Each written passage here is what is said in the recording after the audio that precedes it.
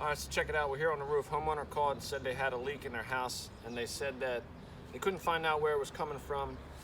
And they stood out in the yard and they took a look up at the general area and they didn't see anything. Well, if you stand there in the yard and you look up, you're right, you're not going to see nothing. But the roof does have a little bit of a pitch to it. So a common problem, and it's exactly what we found here, is when the contractor does the roof and the roof gets a little too steep. We talked about this before. What they do is they stick a piece of wood, like a 2x4, on the roof, and then they nail it through the shingles so they can stand on it and then work their way up. Okay, fine, if you want to do that for safety purposes. But when you come back and you're taking everything down, you have to replace the shingle, all right? Which they didn't do.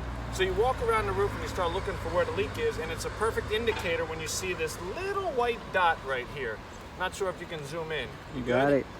So you see this little white dot. What is that? Well, that is silicone that the roofer, once he took the wood out of the roof, there was a hole left. And what he did was he got a caulk gun and he lifted the shingle up and he just squirt caulk underneath it.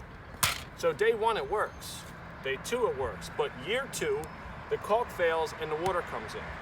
So a couple different options. It's a small fix. I wish we didn't have to come here at all because this is avoidable, but quick fix, you can either do what we're gonna do, which is you lift this shingle up, you seal underneath it, and then you get a piece of aluminum, slide underneath. So now what's going to happen is the water is going to bypass that hole, problem solved, the metal will last forever.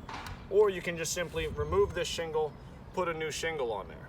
Okay, same deal, you got to seal it back so it adheres properly. Now if this hole were any bigger than that little tiny dot, we would be replacing the shingle.